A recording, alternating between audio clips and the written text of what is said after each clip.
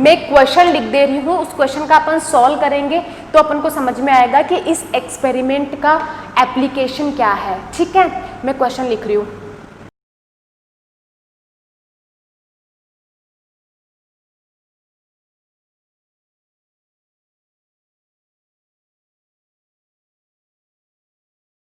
मैंने ये लिखा है कि if 10% SI shows crossing over in ESCO car, what will distance between gene,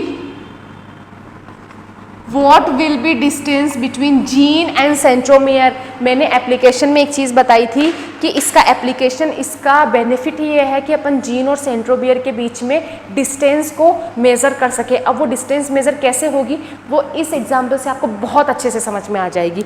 मैं लेती हूँ कि 10% यहाँ पे जो है वो क्रॉसिंग ओवर शो कर रहा है, तो 100 में से अगर परसेंटेज लेते हैं तो यहाँ पे बेस हमेशा 100 का लेते हैं अपन। 100 में से अगर 90% क्रॉसिंग नॉन क्रॉसिंग ओवर से होगा और 10% क्रॉसिंग ओवर से होगा, नॉन क्रॉसिंग ओवर और ये क्रॉसिंग ओवर। आई बात समझ में? यही दे रखा है। चलो जो लिखते ना दिया हुआ लिख लेते हैं, वो लिख लिया अपन ने। अब एक चीज बताती हूँ आपको, 1 ascus is equals to 4 chromatids.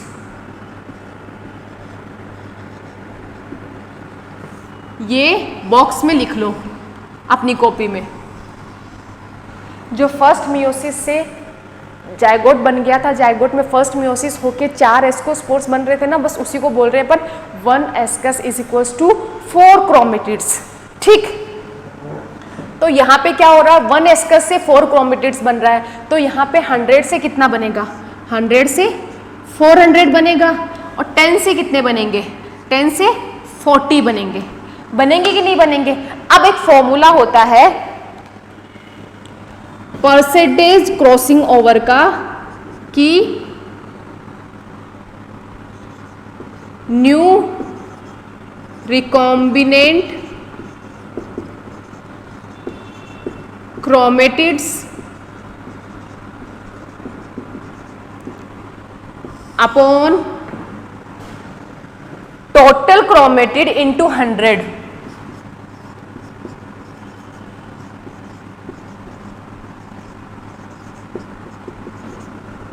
Into 100।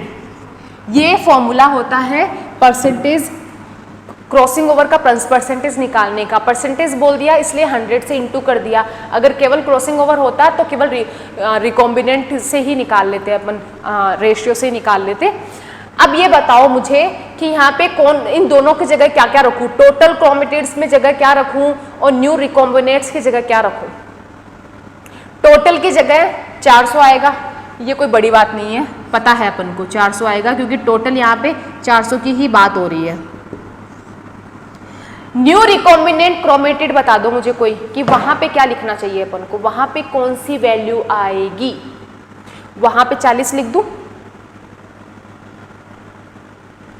मैंने एक बात बताई थी कि याद रखना कि पेरेंट्स से 8 बन रहे हैं तो 8 में से सिर्फ 4 ही होंगे जो न्यू रिकॉम्बिनेंट होंगे, 4 तो पेरेंटल ही होंगे, 4 तो यहाँ पे 40 में से 20 पेरेंटल होंगे और 20 रिकॉम्बिनेंट होंगे, तो यहाँ पे 20 और इंटू 100, तो यहाँ पे डिस्टेंस आ गई 5 सेंटीमोर्गन।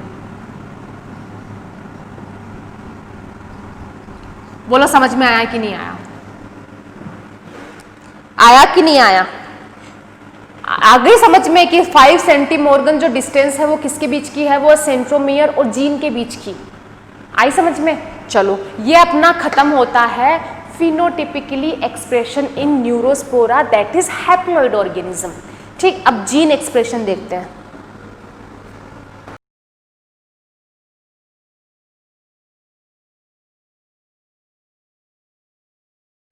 अब नेक्स्ट है अपना gene expression.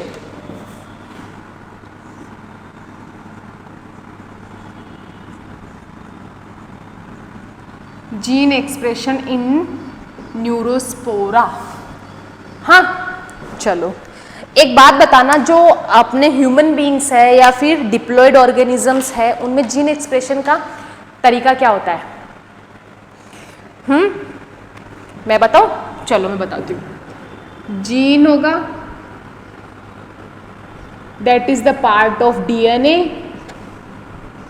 That will produce enzymes in the form of proteins.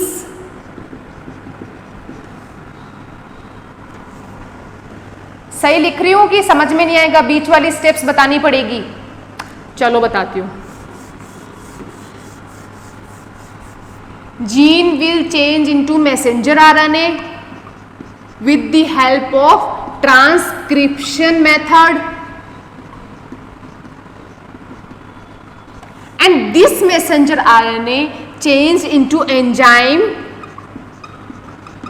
that is the form of protein, and with the help of translation method, fine, and this will be catalyzed into biochemical reaction for the growth and development of an organism. सही बोल रही हूँ कि नहीं? ये होता है अपने तरीका, इसका होता है। चलो, ये जीन एक्सप्रेशन का तरीका है डिप्लॉयड ऑर्गेनिजम्स में, ये तरीका है डिप्लॉयड ऑर्गेनिजम्स में। लेकिन आज अपन बात कर रहे हैं हैप्लॉयड के अंदर। आपको पता है ना, ये जीन एक्सप्रेशन का तरीका डिप्लॉयड के अंदर अपन कैसे किस पे पढ़ेंगे? ये प्रोटीन सिंथेसिस में पढ़ेंगे अपन। Protein synthesis, genetic molecular inheritance में पढ़ेंगे अपन ये चीज़ें, जिसमें अपन ट्रांसक्रिप्शन, ट्रांसलेशन, ये सब चीज़ें पढ़ेंगे। वो ये सब चीज़ें पढ़ेंगे तो ये बहुत लंबी पूरी एक यूनिट है, वो उसमें पढ़ेंगे। लेकिन हैप्लॉइड में इतना कुछ होता है क्या? नहीं होता। यही है, वे यही होता है, gene to messenger RNA, messenger RNA to enzyme, enzyme to biochemical reaction and growth formation. लेकिन ये चीज़ें नहीं होके कैसे होती है, वो आज इसमें अपन को पढ़ना है। ठीक है, हैप्लॉइड प्लांट है। वापस न्यूरोस्पोरा में ले रहे हैं। न्यूरोस्पोरा क्रासा इसका पूरा नाम है। इसको रेड ब्रेड मोल्ड भी बोलते हैं। कहाँ लिखूं? या लिख दो, रेड ब्रेड मोल्ड। ब्रेड कभी देखते हैं ना, 10-15 दिन हो जाता है, ब्रेड में एकदम फंगस लग जाती है। जो ग्रीन कलर की लगती है वो नहीं, जो रेड कलर की लगती है वो ये होती है। ठीक है, वो न्यूरोस्पोरा होती है। अब अपन यहाँ से जीनिक एक्सप्रेशन की स्ट्रक्चर पढ़ेंगे। तो मैं एक चीज़, एक रफ में एक चीज़ बता देती हूँ कि यहाँ पे जो बात होगी वो जीन एक्सप्रेशन की, वो यहाँ ऐसे होगी। कोई नॉन एलेलिक पार्टनर नहीं होगा,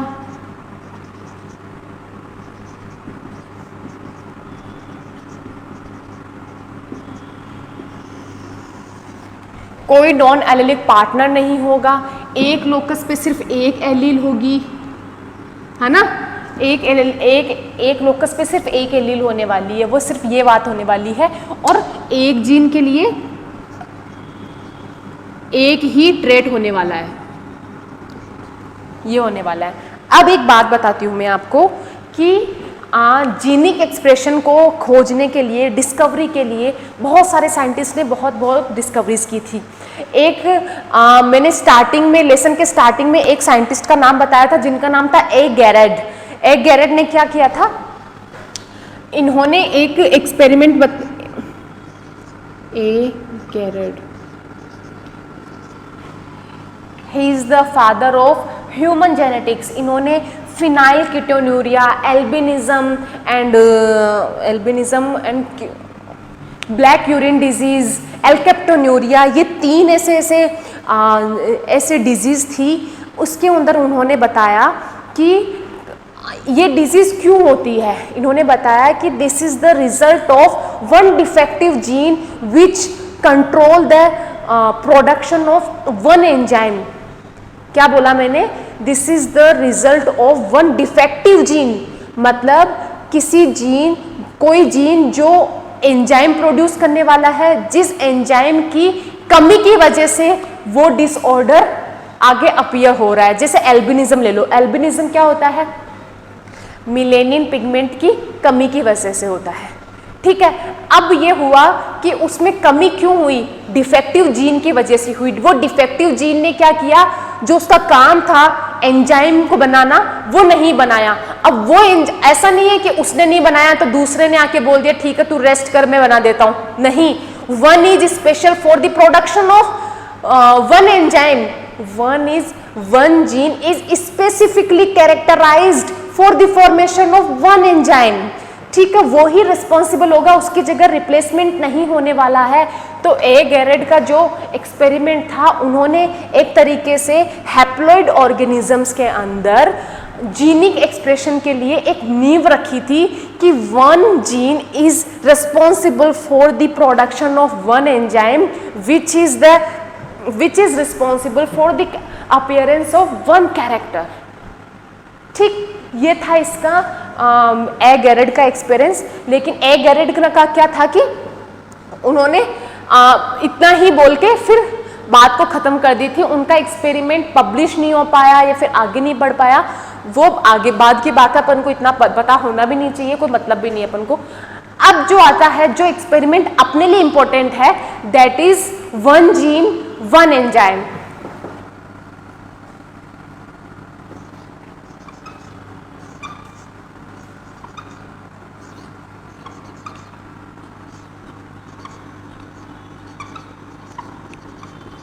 One gene, one enzyme, that's hypothesis was given by Beadle and Tatum.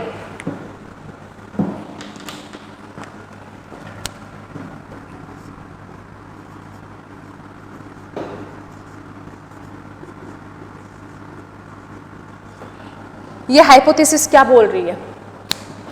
ये उन्होंने जो ए गैरेड का जो एक्सपेरिमेंट था उसी को एलाबोरेट किया था, लेकिन उन्होंने ये साइंटिफिकली प्रूफ करके किया, ठीक है। तो इसलिए ये अपन को पढ़ना पड़ेगा। इन्होंने यही बोला था कि one gene is totally responsible for the appearance of one characteristics by the producing of enzymes. अब ये चीज कैसे बोला? उनके एक्सपेरिमेंट के थ्रू बोला। एक्सपेरिमेंट अपन स्टार्ट करते हैं उनका। वापस न्यूरोस्पोरा पे ही है उनका एक्सपेरिमेंट। बार बार नहीं बताऊंगी मैं कि हैप्लॉइड ऑर्गेनिज्म, हैप्लॉइड में सिर्फ न्यूरोस्पोरा का ही नाम लेने वाली हूँ, ठीक। अब यहाँ पे उन्होंने न्यूरोस्पोरा की वाइल्ड स्पीशीज के स्ट्रेन्स लिए, स्पोर्स लिए। अब spores are the result of asexual reproduction. पता है आपको, बताया था मैंने, ठीक है। ये वाइल्ड स्पोर्स है। इन्होंने इसको वाइल्ड स्पोर्स को कल्चर करवाया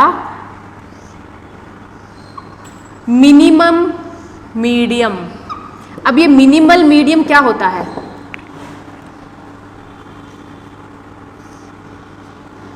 मिनिमल मीडियम वो होता है जो किसी भी ऑर्गेनिज्म या किसी भी स्पोर्स के एक क्विक डेवलपमेंट या फिर उसके सफिशिएंटली अपने आप को ग्रो करने के लिए, इनिशिएट करने के लिए जो मीडियम चाहिए, उसको कल्चर मीडियम चाहिए, वो मीडियम होता है minimal.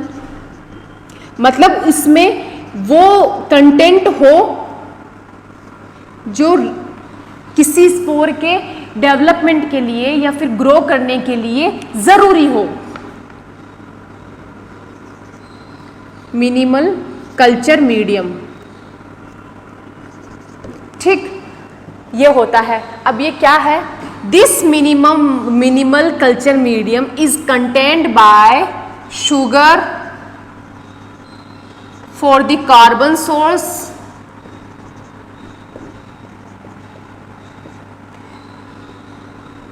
salts and vitamins in the form of biotin। क्या है इसमें? इसमें तीन चीजें हैं, शुगर, सॉल्ट एंड विटामिन। इसमें अमाइनो एसिड नहीं है।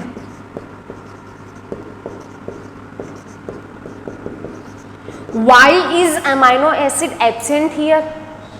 Because this is automatically capable to form amino acid after the growth period. ये अपने आप में अमाइनो एसिड बनाने के कैपेबल है अगर वो यहाँ पे ग्रोथ शुरू कर देता है, कल्चर होना शुरू कर देता है। Amino acid in the form of purine और पायरिमिडीन वो खुद बना लेगा। मैं क्या बोल रही हूँ, मैं यहाँ पे बोल रही हूँ वाइल्ड स्पोर्स है। वाइल्ड स्पोर्स को यहाँ पे प्रोटोट्रॉफ भी बोलते हैं। प्रोटोट्रॉफ क्यों बोलते हैं? क्योंकि ये जो नेचर में जिस तरीके से ये स्पोर्स प्रेजेंट होते हैं उन्हीं को लिया गया है, किसी तरह की कोई काट छांट नहीं की हुई है, वाइल्ड तरीके से उनको लिया गया है और उनको कल्चर करवाया गया है, इसलिए इसको प्रोटोट्रॉफ नाम दिया है साइंटिफिक लैंग्वेज में। डन, ठीक है। उनको कल्चर मीडिया में करवाया, जो मिनिमल कल्चर मीडिया बोलते हैं। मिनिमल इसलिए है कि बस उसमें वो ही सफिशिएंट और सफिशिएंट कंटेंट्स है जो किसी भी स्पोर्स में ग्रोथ के लिए ज़रूरी होते हैं, ठीक है। जिसमें शुगर है for the carbon source in the form of sucrose, salts, vitamins and amino acids नहीं है। अमाइनो एसिड नहीं होने का मतलब ये है कि वो खुद कैपेबल होता है अमाइनो एसिड फॉर्म करने के लिए, ठीक है। अब ये होता है वाइल्ड स्पीशीज के लिए। अब इस वाइल्ड को मैं वो मिटा देती हूँ।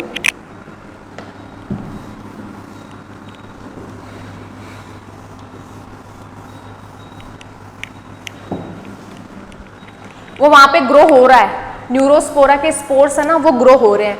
अब इस वाइल्ड में अपन अगर एक्सरे इरेडिएट करवा दे,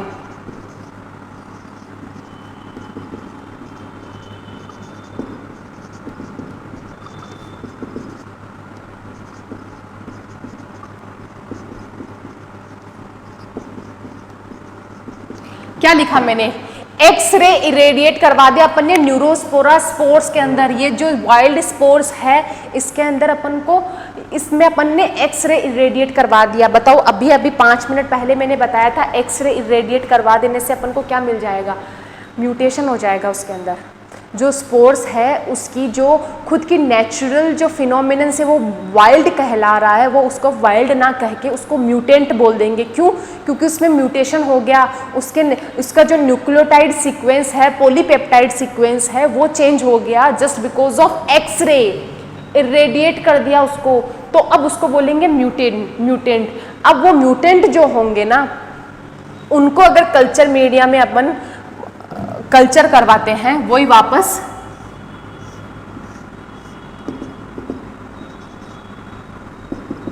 मिनिमल कल्चर मीडिया में, तो ये ग्रोथ नहीं दिखाएगा, ग्रोथ नहीं होगी। इनको अगर डाल देते हैं, वाइल्ड को डाला तो ग्रोथ दिखाई, एक्सरे वाले को डाला तो उसने म्यूटेशन की वजह से इसने ग्रोथ नहीं दिखाई, ग्रोथ नहीं दिखाई। तो अब क्या करें, ग्रोथ तो करवानी है। ग्रोथ करवाने के लिए इसमें ऊपर से अमाइनो एसिड्स प्रोवाइड किए जाते हैं, ठीक है। तो ये ऊपर से अमाइनो एसिड जो होंगे, वो ऊपर से अमाइनो एसिड्स प्रोवाइड कराने के भी 3 तरीके होंगे। मतलब किस तरीके से 3 करवाते हैं, ऑर्निथिन, सिट्रुलिन और आर्जिनिन। ये 3 तरीके के अमाइनो एसिड्स है जो इन म्यूटेंट पे ऊपर से कल्चर मीडिया में, ऊपर से जैसे शुगर और सोल्ट को डाल रहे हैं ना कल्चर मीडिया में, वैसे ऊपर से अपन सप्लीमेंट न्यूट्रिएंट की तरह उसमें ऐड करवाते हैं। तो अब ये होगा,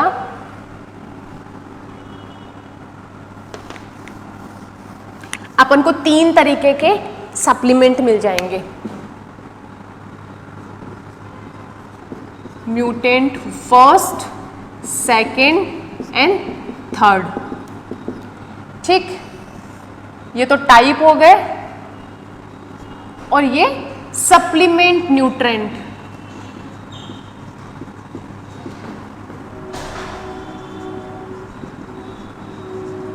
अब सप्लीमेंट न्यूट्रिएंट्स कौन कौन से थे बताओ, मैं बताती हूँ। सप्लीमेंट न्यूट्रिएंट्स थे अपने पास ऑर्निथिन,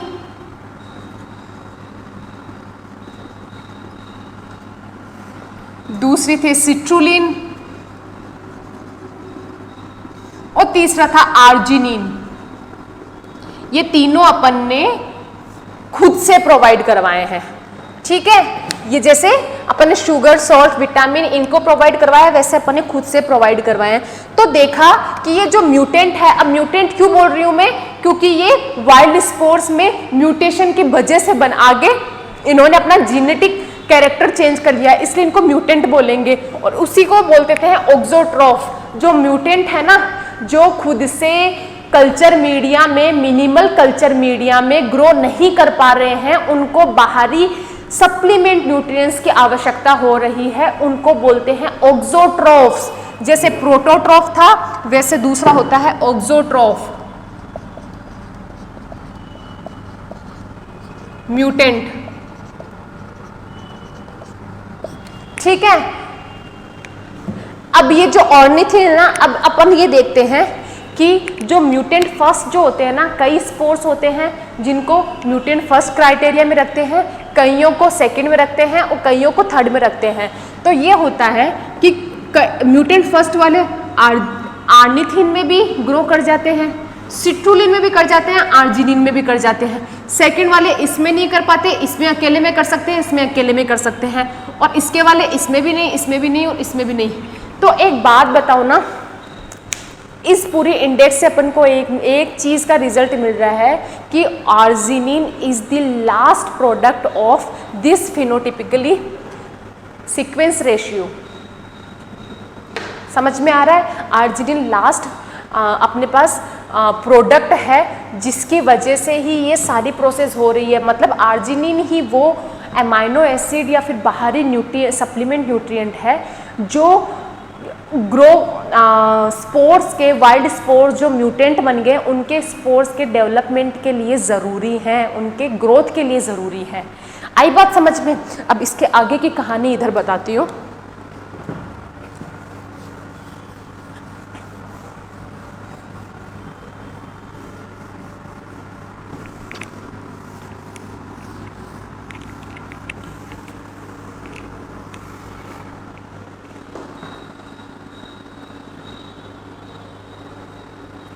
इसके आगे की कहानी ये है कि जो ये आर्जिनिन है, अब इसको बायोकेमिकल पाथवे में कैसे बताएंगे अपन, बायोकेमिकल पाथवे में कैसे डिस्क्राइब करेंगे इसको, मैं बताती हूँ।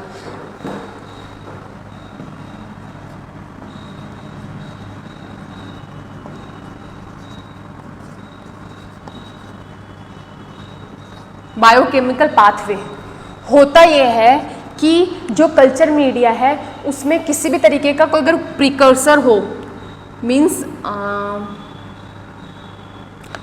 प्रिकर्सर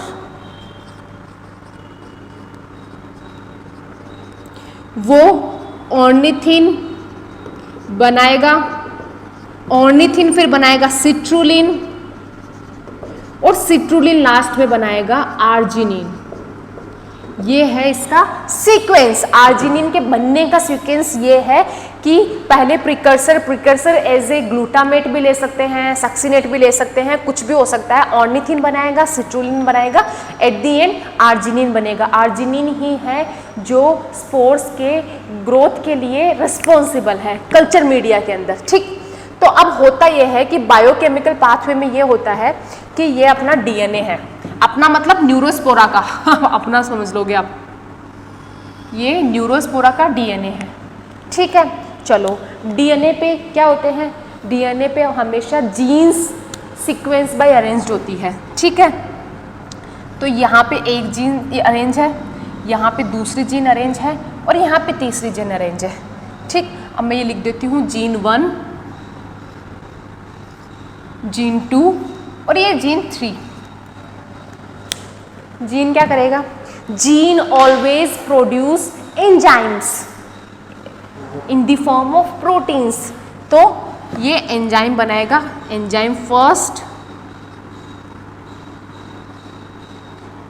फर्स्ट को ए बोल देंगे,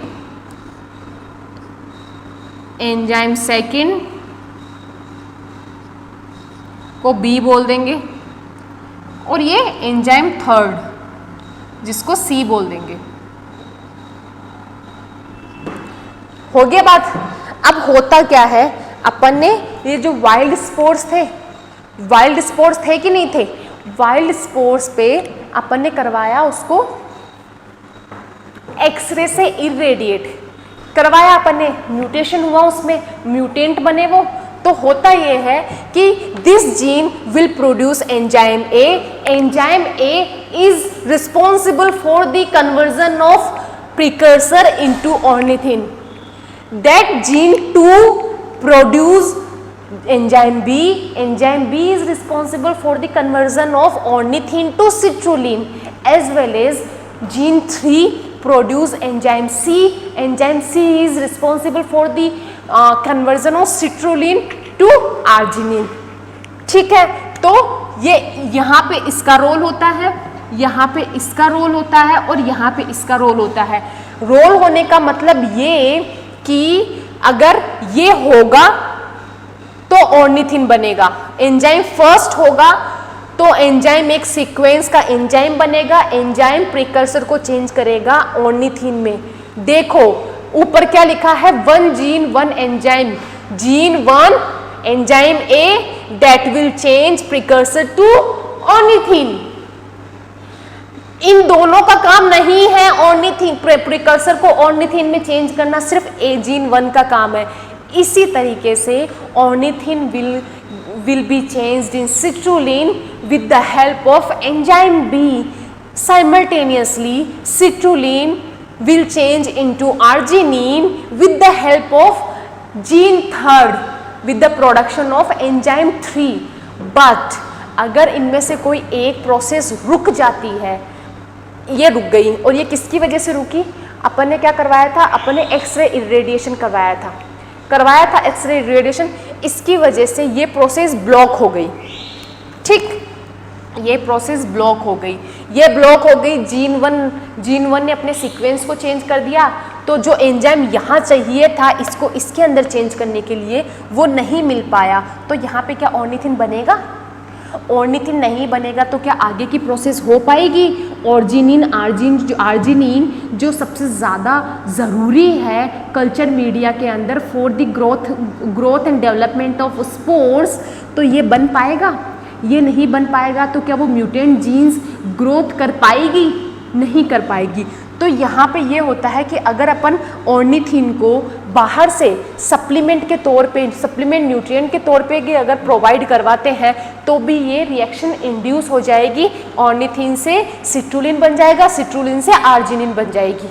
ठीक है, इसी तरीके से अगर एक्सरे इरेडिएशन से अगर जीन 2 के सीक्वेंस में चेंज आ जाता है, अब डीएनए है ना, पता है ना कितने सारे, ये तो 3 जीन बताए हैं मैंने, बहुत सारे जीन लोकेटेड होते हैं अलग अलग लोकस पे, तो इस जीन का जो स्पेसिफिक एंजाइम वो यही बनाएगा। अगर ये ब्लॉक हो जाता है तो ये नहीं बनेगा, तो यहाँ पे सिट्रुलिन फॉर्मेशन नहीं होगा। हाँ, अगर बाहर से अपन सप्लीमेंट दें तो सिट्रुलिन बन के आगे ऑर्जिनिन बना लेगा, आर्जिनिन से फिर आगे की प्रोसेस हो जाएगी।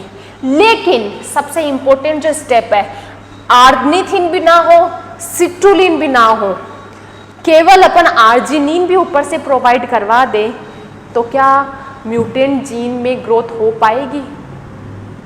दिमाग लगाओ कि अगर आर्निथिन भी ना हो, सिट्रुलिन भी ना हो, दोनों ही ना हो, दोनों की एब्सेंस हो, मतलब दोनों ही जीन में म्यूटेशन हो जाए, दोनों ही जीन अपने सीक्वेंस को भूल जाए, एंजाइम प्रोड्यूस ना करे, तो क्या बाहर से अपन एंजाइम के तौर पे, सप्लीमेंट के तौर पे केवल आर्जिनिन को प्रोवाइड करवाए तो भी क्या ये सिचुएशन आगे बढ़ पाएगी? क्या स्पोर्स ग्रोथ कर पाएंगे? ऑब्वियसली कर पाएंगे, क्योंकि एट द एंड उन अपन को उस इंडेक्स से पता चल रहा है कि केवल only arginine responsible for the growth of spores in culture minimal culture media, है ना। तो इनका तो ये है कि जीन 1 एंजाइम ए प्रोड्यूस कर रहा है, तो ये प्रिकर्सर चेंज हो रहा है ऑर्निथिन में, ये सिट्रुलिन में कर रहा है, सिट्रुलिन फिर लास्ट ऑर्जिनिन में कर रहा है। लेकिन बाहरी सप्लीमेंट, ये तो अंदर की प्रोसेस है, ये तो जीन के वो डीएनए वाली लोकेशन की प्रोसेस है। लेकिन अगर बाहर से अपन प्रोवाइड करवा रहे हैं तो यहाँ पे आर्जिनिन से ही अपन सीधा इसको उसके ग्रोथ को स्पोर्स की ग्रोथ को इंड्यूस कर सकते हैं। तो अब इससे निकल के क्या आया, रिजल्ट क्या निकल के आया? हाँ, रिजल्ट क्या निकल के आया वो बताओ। रिजल्ट अपना ये निकल के आया इस चीज से कि अगर one gene is totally responsible for the production of one enzyme which is the main determining factor for the appearance of one characteristics। आई बात समझ में? मतलब एक जीन केवल एक एंजाइम बना रहा है, वो एंजाइम अगर नहीं बन पाता है किसी भी डिफेक्शन की वजह से, अगर ये डिफेक्ट जीन हो गया या फिर यहाँ पे कुछ भी दिक्कत हो गई, तो आगे की प्रोसेस पूरी ब्लॉक हो जाएगी बाहरी इंड्यूस के बिना। ठीक है, तो ये था अपना बीडल टेटम का एक्सपेरिमेंट। इनको यहाँ पे फिर नोबेल प्राइज़ भी मिला था 1958 में, और इनका प्रोसेस था, इनका जो एक्सपेरिमेंट था ये था 1942 का। बेटा बहुत इंपॉर्टेंट एग्जाम, बहुत एग्जाम के पॉइंट ऑफ व्यू से बहुत इम्पोर्टेंट एक्सपेरिमेंट है ये। अब बात ये होती है कि ये तो उसने दे दिया, उसके बाद इसमें बहुत सारे मॉडिफिकेशंस भी आए होंगे मॉडिफिकेशंस। तो मॉडिफिकेशन देखने के लिए अपन देखते हैं कि ये तो बात हो रही है कि one gene is always making the process of one enzyme, लेकिन क्या हमेशा ऑल एंजाइम्स आर प्रोटीन, ये बात बोलना सही है? आपको लगता है कि ये चीज बोलना all proteins are enzymes and all enzymes are proteins, इनमें से कौन सी लाइन सही है? नहीं, ऑल एंजाइम्स आर प्रोटीन ये बोलना सही है, लेकिन ऑल प्रोटीन्स आर एंजाइम बोलना सही नहीं है, बिल्कुल सही नहीं है। तो इसी को बताने के लिए उन्होंने ये बताया था कि जैसे अपनी ब्लड सेल्स होती है, ब्लड होता है अपना, आरबीसी होता है, आरबीसी के अंदर 2 पॉलीपेप्टाइड चेन्स बनती है, 2 अल्फा और 2 बीटा पॉलीपेप्टाइड चेन्स होती है ना। इन पॉलीपेप्टाइड चेन्स को कंट्रोल करने वाली या फिर इंड्यूस करने वाली जीन्स एक से ज़्यादा होती है। और पॉलीपेप्टाइड क्या है? Polypeptide are the form of enzymes, enzymes ही है। तो ये 2 से ज़्यादा एंजाइम्स है, लेकिन इनको सिर्फ एक ही 2 से ज़्यादा एंजाइम्स है, लेकिन एक ही जीन कंट्रोल कर रही है। और कहीं कहीं पे एक ही एंजाइम को प्रोड्यूस करने के लिए 2 जीन्स भी आ रही है। तो बोलने का मतलब ये है कि मॉडिफिकेशंस हुए हैं। इस मॉडिफिकेशंस को उसमें की वजह से थोड़ा सा 2-3 लाइंस और है जिसको क्या बोलते हैं, 1 मिनट, हाँ, बायोकेमिकल जेनेटिक्स में भी इसका यूज़ है। बीडल और टेटम के बायोकेमिकल जेनेटिक्स, बायोकेमिकल जेनेटिक्स एक अलग से अप्लाइड जेनेटिक्स होती है, उसके अंदर भी बीडल एंड टेटम के एक्सपेरिमेंट को इंक्लूड किया गया है क्योंकि ये वैलिड है पूरा। ठीक है, और दूसरा है यहाँ टोटल आइसोलेशन मेथड।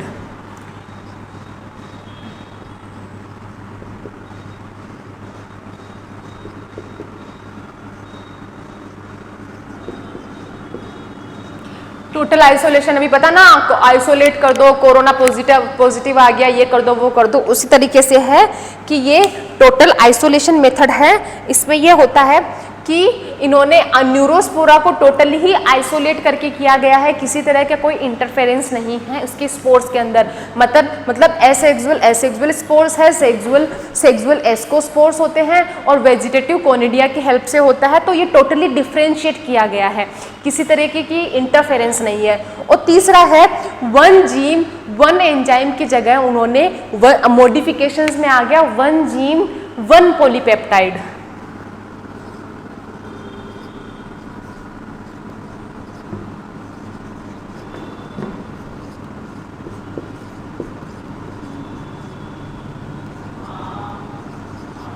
किसके लिए बताया था मैंने अभी? आरबीसी में 2 अल्फा और 2 बीटा वाला एक्सपेरिमेंट था ना।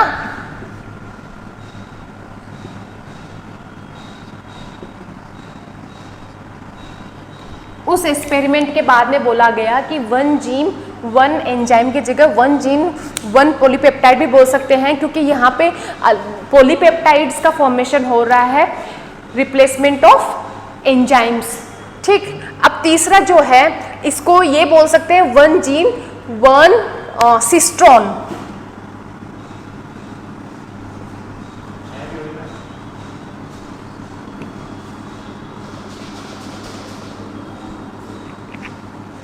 वन जीन 1 सिस्ट्रॉन, ठीक है। अब ये सिस्ट्रॉन करते क्या होता है, cistron is the functional unit of a gene, किसी भी जीन की फंक्शनल यूनिट होती है सिस्ट्रॉन, इसलिए इसको कई बार 1 जीन 1 सिस्ट्रॉन। अब पता है ना, कोई भी एक्सपेरिमेंट अगर सही साबित हो गया, कोई भी एक्सपेरिमेंट वैलिड साबित हो गया, तो फिर उस वैलिडिटी पे ही आगे के और सारे एक्सपेरिमेंट रिसर्च होते हैं और फिर उसको अलग अलग थ्योरी से अलग अलग मॉडिफिकेशनल नेम दिया जाता है, ठीक। चलो अब यह बात स्टार्ट हो गई। अब ये बात अपनी आज थी अपनी बात जेनेटिक्स के ऊपर, हैप्लॉइड ऑर्गेनिजम्स के अंदर phenotypic expression as well as genotypic expression अपन को देखना। अपन ने देख लिया, फिनोटिपिकली देख लिया था। फिनोटिपिकली क्या देखा था, उस अपन ने देखा था chromatid segregation of chromatid and gene, centromere and gene, उसमें देखा था दोनों एस्कोस्पोर्स में 8-8 बन रहे थे, वो वाला चीज देख लिया था। यहाँ पे ये वाला देख लिया अपन ने। आई बात समझ में? चलो आज की चीज यहीं खत्म करते हैं। अब मैं आपसे थोड़ी थोड़ी पर्सनल बात करती हूँ। मैं बात ये कर रही हूँ कि जेनेटिक्स में थ्योरेटिकल पोर्शन के अलावा न्यूमेरिकल पोर्शन भी आता है। न्यूमेरिकल पोर्शन कहाँ से बनता है? वो बनता है जो मैंने वेरियस टाइप ऑफ जीन्स बताए थे, that is duplicate gene, supplement gene, monohybrid cross, test cross, back cross, out cross, इनसे रिलेटेड अपने पास न्यूमेरिकल भी आते हैं। डोंट वरी, मैं करवाऊंगी, that is totally my responsibility कि मैं आपको वो न्यूमेरिकल पुटअप कैसे करते हैं वो मैं आपको एज ए हिंट बता सकूं एग्जाम्पल पे, ठीक है। लेकिन वो सब चीज़ें मैं बताऊंगी आपको यूकैरियोट्स और प्रोकैरियोट्स में जीन एक्सप्रेशन कैसे होता है, वो नेक्स्ट टॉपिक जो अपना होगा लैक पेपरॉन एंड बैटरी मॉडल। उसके बाद में एक बार पूरा नोट्स खुद का ही बना के लेके आ जाऊंगी, एक एक क्वेश्चंस यहाँ करवा के हर टाइप के क्वेश्चंस कराऊंगी, ताकि एक टाइप के क्वेश्चन मैं करवा दूं तो उस टाइप के 10 क्वेश्चन प्रैक्टिस आप कर सको अपनी कॉपी में, ठीक है बच्चा। जेनेटिक्स को बहुत ही कंसाइज वे में मैंने आपको यहाँ पे एक्सप्लेन किया है।